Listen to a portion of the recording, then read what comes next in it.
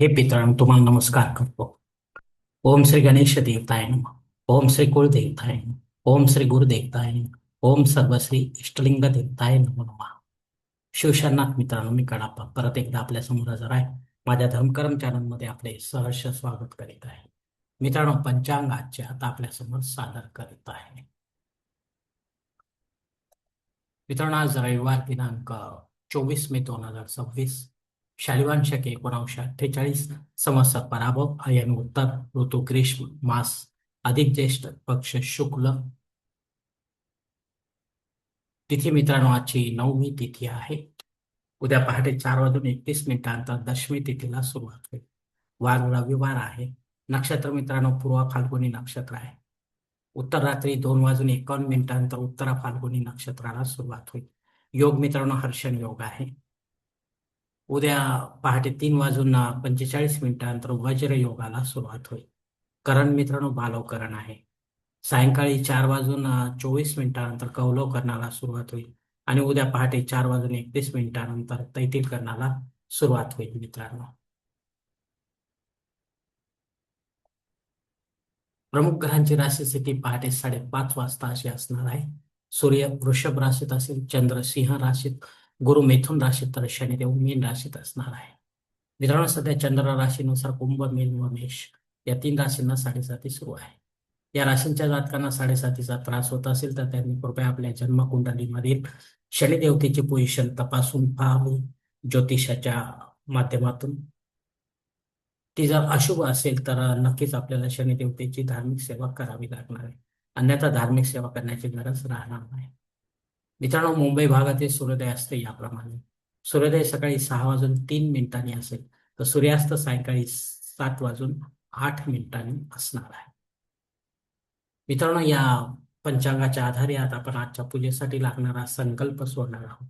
तेव्हा आपण आपल्या उजव्या हाताच्या तळहातावर एक पळी पाणी, थोड्या अक्षात, एक फुल वा फुलाची पाकळी घ्या आणि हा छोटासा संकल्प म्हणायला सुरुवात करा मित्रांनो.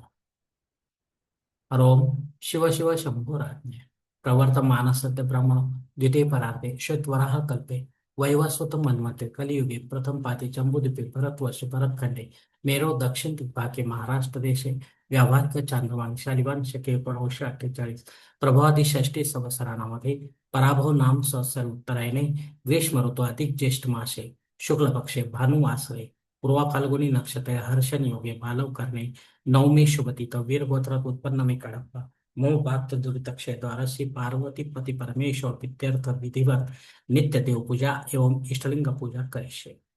मित्रांनो, याच ठिकाणी हा संकल्प संपलेला आहे. तेव्हा आपण आपल्या उजव्या हाताच्या तळहातावरील संकल्पाचे जे पाणी आहे ते जवळच्या निर्माल्याच्या तामणात सोडून द्या मित्रांनो. मित्रांनो, या संकल्पाची वेळ मर्यादा सायंकाळी 4:24 आहे. या वेळेनंतरही आपल्याला संकल्प सोडायचा असेल तर कृपा करून आपण वरील बदललेल्या पर्यायाचा नवीन संकल्प तयार करायचा आणि त्या संकल्पामध्ये करत असलेल्या धार्मिक विधीचा उल्लेख आपण अवश्य करायचा आहे. तेव्हाच आपली धार्मिक सेवा संबंधित देवतांपर्यंत पोहोचेल आणि त्यांचे आशीर्वाद आपल्यापर्यंत पोहोचेल. आपले जीवन अधिक सुखमय बनेल मित्रांनो.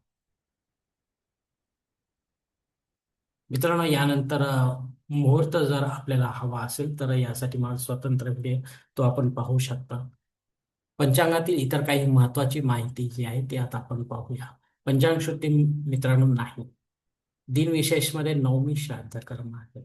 या तिथीवर आपल्याशी संबंधित किंवा आपल्यावर अवलंबून असलेल्या नात्यांमध्ये कोणी सोडून आपल्याला परलोकात निघून गेले असतील तर त्यांच्या नावाने पिंडदान युक्त किंवा पिंडदान रहित असे श्राद्धक्रम करता येईल.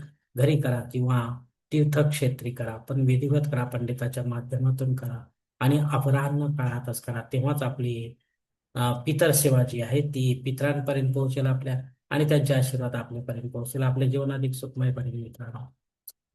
अग्नी पृथ्वीवर हजर आहे, त्यामुळे आपल्याला नव्याने काही होम यज्ञ या कर्मकांड सुरू करायचे असतील छोटे किंवा मोठे तर आपण अवश्य सुरू करू शकता, पण पुढे जाऊन ते बंद पडू देऊ नका, अन्यथा आपल्याला दोष देखील लागू शकतो. राहुकाळ मित्रांनो सायंकाळी 6 वाजेपर्यंत आहे. या 1.5 तासाच्या काळात राहू अत्यंत प्रभावी असल्यामुळे तो आपल्या कामांना बिघडवणार, कामामध्ये अडथळे निर्माण करणार, त्यामध्ये यश प्राप्त होऊ देणार नाही. त्यासाठी आपण रेग्युलर जी कामे आहेत तीच या वेळेत करावी. महत्वाची किंवा विशेष कामे करू नका, अन्यथा आपल्याला अपयश येण्याची शक्यता राहील मित्रांनो. मित्रांनो, एक छोटीशी टीप आहे. आपल्या वास्तूमध्ये देवघरासाठी ईशान्य व पूर्व कोपरा मोकळा असायलाच हवा. नवीन घरात राहायला जाण्याआधी याचा विचार आपण अवश्य करा मित्रांनो. मग इतर वास्तूची रचना कशी असो, असं थोडक्यात मला म्हणता येईल मित्रांनो. मग ते घर आपण भाड्याने घेत असाल किंवा विकत घेत असाल, या दोन्हीसाठी आपल्याला हा विचार अवश्य करायचा आहे. धन्यवाद मित्रांनो. आजचा हा पंचांगासंबंधीचा व्हिडिओ मी याच ठिकाणी संपवत आहे. आपण जर माझ्या मताशी सहमत असाल तर कृपया माझे धर्मकरम चॅनल सबस्क्राईब करा, लाईक करा, आपले कुटुंब मित्र परिवाराशी शेअर करा. तसेच कॉमेंट्स बॉक्समध्ये आपले मत अवश्य नोंदवा आणि माझा पुढील व्हिडिओ आपल्यापर्यंत पोहोचण्यासाठी बेल बटन अवश्य दाबा. धन्यवाद मित्रांनो. पुढील भेटीपर्यंत आपण खुश राहा, आनंदी राहा, प्रसन्न राहा. हरिओम. शिवशंभो महादेव.